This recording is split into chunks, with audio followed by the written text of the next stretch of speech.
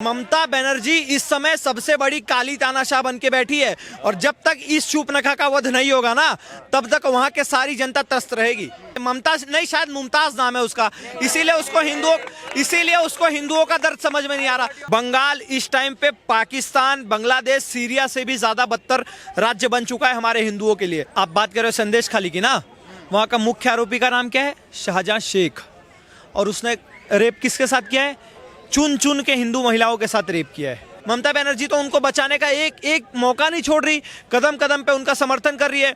मतलब 3-4 महिलाओं ने बोल दिया कि भैया मेरे साथ यौन उत्पीड़न हुआ है, तो ममता बनर्जी उनको झूठा साबित करने में लग गई है। अगर इस जगह पे कोई मुसलमान होता ना तो ममता बनर्जी तुरंत आके बोलती केंद्र कुछ क्यों नहीं कर रहा, अल्लाह तुमको कभी माफ नहीं करेगा। कभी आपने सुना है किसी हिंदू ने मुसलमान का रेप कर दिया ऐसे पकड़ पकड़ के? हर बार रेपिस्ट शाहजहां शेख क्यों निकलता है? कश्मीर फाइल्स, केरला स्टोरी का विरोध सबसे पहले ममता बनर्जी करती है। और कितने सबूत दूं सर मैं आपको कि ममता बनर्जी हिंदू विरोधी एकमात्र नेता है बंगाल में, और ये चुन चुन के हिंदुओं का वहां पे नरसंहार करवाने का काम कर रही है। संदेश खाली में जो महिलाओं के साथ हो रहा है अत्याचार, और उसके बाद पत्रकार जब आवाज उठाने गए, दिखाने गए, तो उनके साथ जो हो रहा है उनको गिरफ्तारी हो रही है, इस पर क्या कहेंगे आप? तो आपने क्या उम्मीद की थी? बंगाल में कौन है महारानी? ममता बानो। उससे आपने क्या उम्मीद की थी कि वो आपके लिए फूल और हार ला के स्वागत करेगी आपका? आप बात कर रहे हो संदेश खाली की ना, वहाँ का मुख्य आरोपी का नाम क्या है? शाहजहां शेख। और उसने रेप किसके साथ किया है? चुन चुन के हिंदू महिलाओं के साथ रेप किया है। और ममता बनर्जी तो बोलती है कि अगर तुम बीजेपी को वोट दोगे तो हम तुमको माफ़ नहीं करेगा, तुमको अल्लाह माफ़ नहीं करेगा। तो उससे क्या उम्मीद कर रहे हो कि वो आपका समर्थन करेगी? अभी कुछ दिन पहले संदेश खाली की खबर आपको बता रहा हूँ, वहाँ पे ईडी गई थी, ईडी को दौड़ा दौड़ा के पीटा गया। बंगाल एकमात्र ऐसा राज्य है जहाँ पे चाहे ईडी चली जाए, चाहे सीबीआई चली जाए, सबको पकड़ के जेल में डाल दिया जाता है। वहाँ गृह मंत्री की, मालदा में गृह मंत्री के हेलीकॉप्टर को उतरने नहीं दिया जाता। तो आप क्या उससे उम्मीद कर रहे हो कि बंगाल की ममता बनर्जी आपको आके वो देगी और उनको समर्थन करेगी? ममता बनर्जी तो उनको बचाने का एक मौका नहीं छोड़ रही, कदम कदम पे उनका समर्थन कर रही है। मतलब 3-4 महिलाओं ने बोल दिया कि भैया मेरे साथ यौन उत्पीड़न हुआ है, तो ममता बनर्जी उनको झूठा साबित करने में लग गई है। तो भैया ऐसे लोगों का कोई भरोसा नहीं है। बंगाल इस टाइम पे पाकिस्तान, बांग्लादेश, सीरिया से भी ज्यादा बदतर राज्य बन चुका है हमारे हिंदुओं के लिए। तो भैया मैं तो बहुत ज्यादा तरीके से विनती करना चाहूंगा, अगर मेरी वीडियो किसी बड़े मंत्रालय तक पहुंच रही है ना भैया, तो जल्दी से जल्दी आर्टिकल 345 लागू किया जाए बंगाल में। राहुल गांधी कहते हैं कि लोकतंत्र खतरे में है दूसरे देशों में जाके, लेकिन यहाँ पे जिस स्टेट में महिला मुख्यमंत्री है वही स्टेट में महिलाओं के साथ ये हाल हो रहा है। तो क्या नहीं लग रहा है कि देश लोकतंत्र खतरे में है? अब राहुल दादा कहाँ चले गए? मणिपुर में जब हुआ था तब तो छाती पीट रहे थे। जब बंगाल में हमारे बीजेपी की 2 हिंदू महिलाओं को करके भगाया गया तब कहाँ चले गए? बिहार में कहाँ चले जाते? और वो इनकी बहन प्रियंका वाड्रा, लड़की हूँ लड़ सकती हूँ, अब कहाँ चली गई? ये इनकी लड़ाई सिर्फ एसी में बैठ के होती है, जब ग्राउंड पे उतरने की बात आती है ना। अरे क्या बात कर रहे हो? बंगाल में कांग्रेस के कार्यकर्ता जयराम रमेश को घुसने नहीं दिया, सीपीआई के नेता को घुसने नहीं दिया, शुभेंदु अधिकारी उनको अंदर घुसने नहीं दिया। तो तुम क्या उम्मीद कर रहे हो बंगाल से? भैया बंगाल में एक ही चीज बच गई है, भैया जल्दी से जल्दी राष्ट्रपति शासन लागू करो, वरना पूरा बंगाल रोहिंग्याओं का गढ़ बन जाएगा और फिर बंगाल में तुम चाहते हुए भी कुछ नहीं कर पाओगे। बंगाल में हमारे फौजियों को घुसने नहीं देते सर, बंगाल में फौजी एक्सरसाइज करना चाहते हैं वो तक करने नहीं देते। तो तुम बंगाल से क्या अच्छी उम्मीद लेके बैठे हो?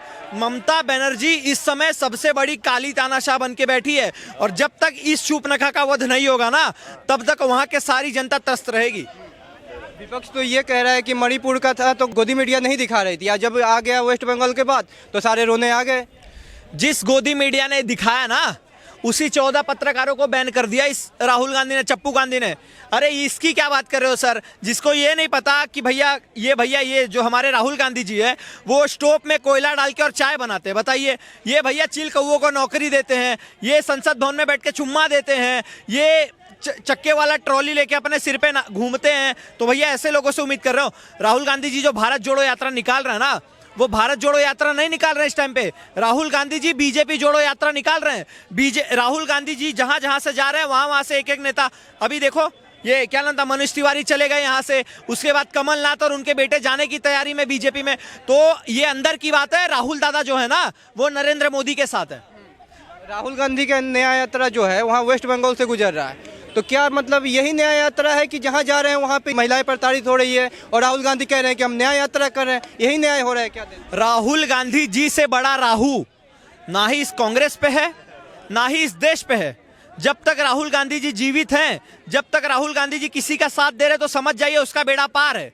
क्योंकि राहुल गांधी जी अच्छा तो कर नहीं सकते, उनको बैंगन और बर्गर के बीच का फर्क नहीं पता, और वो आ रहे थे हमें और हमारे जनता को न्याय दिलाने के लिए।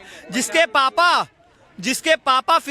दादा फिरोज खान जो कि एक मुसलमान, जिसके पापा राजीव गांधी पारसी, जिसकी मम्मी क्रिश्चियन सोनिया गांधी, उसका बेटा दत्तात्रेय ब्राह्मण कहां से पैदा हो गया, इसके पीछे का लॉजिक आज तक मैं नहीं समझ पाया।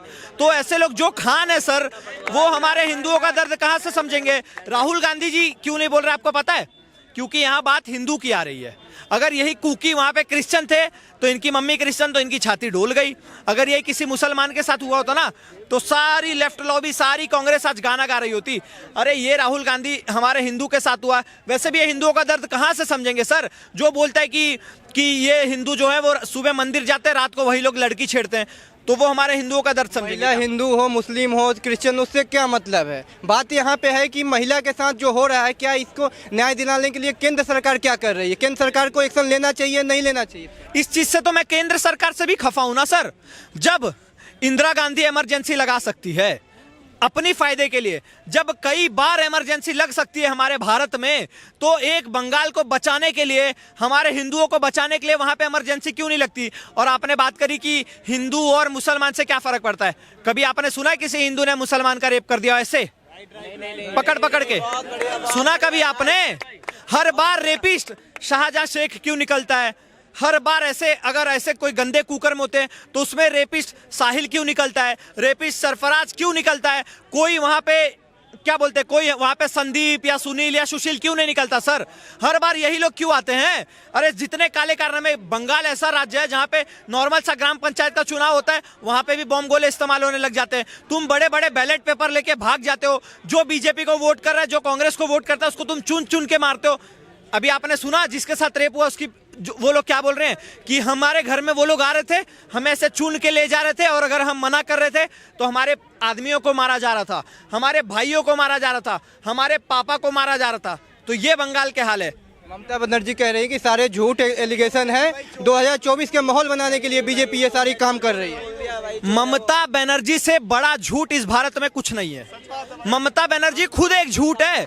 ममता बनर्जी का अस्तित्व एक झूठ है। उसका नाम ममता है या पता नहीं क्या है, वो तो भैया वही जान सकते हैं। ममता नहीं, शायद मुमताज नाम है उसका, इसीलिए उसको हिंदुओं का दर्द समझ में नहीं आ रहा। तो भैया सर आप ये मत बोलिए कि हिंदू मुसलमान की बात नहीं है, यहाँ पे बिल्कुल हिंदू मुसलमान की बात है। अगर इस जगह पे कोई मुसलमान होता ना तो ममता बनर्जी तुरंत आके बोलती केंद्र कुछ क्यों नहीं कर रहा, अल्लाह तुमको कभी माफ नहीं करेगा। यहाँ पे बात राम की है इसीलिए उनको फर्क नहीं पड़ रहा। बात अल्लाह की होती ना तो भी वो लोग कूद के भागते।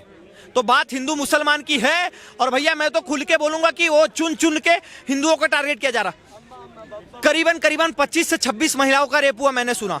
उसमें आप मुझे एक नाम बता दीजिए कि कोई मुसलमान थी, आप कोई एक नाम बता दीजिए कोई क्रिश्चियन थी। चलिए मैं आपसे पूछता हूँ, बताएंगे? बताओ भाई। अब नहीं भाई बताना पड़ेगा यार। ये सिर्फ और सिर्फ चुन चुन के हिंदुओं को टारगेट किया गया। हिंदुओं पे पत्थरबाजी होती है। जब रामनवमी निकलती है तो ममता बनर्जी बोलती है कि भैया तुम अपना देख लो, अगर कुछ भी हुआ तो सारी जिम्मेदारी होगी वो हिंदुओं की होगी। पीएफआई को ये लोग सिक्योरिटी देते हैं कि भैया आओ रैली निकालो। दंगाइयों को ये लोग समर्थन करते हैं। बांग्लादेशियों को तुम बसा के यहाँ पे रोहिंग्याओं का हब बना के तुमने रख दिया है। वेट करो, जो अमित शाह जी है ना, मोटा भाई, मोटा मोटा डंडा लेके बैठे, अभी एनआरसी और सीए लागू होने वाला है, बस आप इंतजार कर लो थोड़ा। स्टेट की महिला मुख्यमंत्री है, उनको महिलाओं का दर्द क्यों नहीं समझ में आ रहा है? क्या मतलब क्या समझ आ रहा है इससे आप? अरे वो महिला मुख्यमंत्री, जितने मर्द मंत्री बैठे हैं केंद्र में सबके ऊपर भारी है। अमित शाह गृह मंत्री, जिसके under paramilitary forces, navy, air force, जितने भी फोर्सेस, कोस्ट गार्ड, सब कुछ आता है, वो तक हमारे मालदा में नहीं उतर पाता। जेपी नड्डा जो इतनी बड़ी 11 करोड़ की पार्टी है बीजेपी, 11 करोड़ कार्यकर्ताओं की, वो उनकी रैली निकलती है, उनके रैली पे पत्थरबाजी हो जाती है। तो और क्या लोगे सर? वहां तो बड़े बड़े मंत्री त्रस्त हो जाएं। ये है ममता बनर्जी का काला साम्राज्य। तो भैया इस काला साम्राज्य में अगर कोई एक दीपक जलाना है तो वो दीपक सिर्फ और सिर्फ राष्ट्रपति शासन है। उसके अलावा बंगाल में कुछ नहीं हो सकता। ममता बनर्जी इंडिया गठबंधन से प्रधानमंत्री का चेहरा थी, क्या लगता है कि प्रधानमंत्री महिलाओं पर अत्याचार करके महिला मतलब प्रधानमंत्री बन पाएंगी कभी इस देश में? ममता बनर्जी वो प्रकोप का नाम है ना, हट गई कांग्रेस, खत्म हो गई। राहुल गांधी जी जो मोदी नहीं कर पाए, राहुल गांधी को प्रधानमंत्री पद के चेहरे से नहीं हटा पाए, वो ममता बनर्जी ने बंगाल में बैठे बैठे कर दिया। इनके नरसिम्हा राव खड़गे का नाम दिया, राहुल गांधी जी साइड हो गए। ममता बनर्जी ने खुद बोला है कि भैया कांग्रेस 40 सीट भी नहीं ला पाएगी। तो ये है ममता बनर्जी की ताकत। और आज देख लो कांग्रेस कहाँ है, कहीं नजर आ रही है आपको? नीतीश छोड़ के भाग गए, ममता भाग गई, अभी आज सुबह की खबर बता रहा हूं अखिलेश यादव भाग गए, सारे नेता भाग गए। कहाँ 28 लोग थे, आज कहाँ 8 लोग भी नहीं बचे। 2024 चुनाव आने दीजिए, शायद 0 या उससे नीचे का ग्राफ। ममता बनर्जी अपना तुष्टीकरण की जो राजनीति है मतलब वेस्ट बंगाल में स्टार्ट कर दी है, हिंदू मुस्लिम करके, मतलब हिंदू महिलाओं को टारगेट करके, जो पहले से करते आ रही है वही चीज़ सामने देखने को मिल रहा है। सर ये हमेशा से होता रहा है, ये हमेशा से होता रहा। अफस्पा कानून लाया गया था स्पेशली ऐसे बॉर्डर एरियाज के लिए, ताकि वहां से जो भी फ्रॉड है, जो भी क्राइम है, जो भी इलीगल इमिग्रेशन है, उसको रोका जा सके। किसी राज्य ने विरोध नहीं किया, एकमात्र ममता बनर्जी ने विरोध किया। कोई भी चुनाव आता है उसका विरोध मात्र ममता बनर्जी करती है। नोटबंदी लगती है, सबसे पहले ममता बनर्जी लगती है। 370 हट जाता है, उसके पीछे सबसे पहले ममता बनर्जी चिल्लाती है। अगर ये ट्रिपल तलाक खत्म हो जाता है, ममता बनर्जी सबसे पहले चिल्लाती है।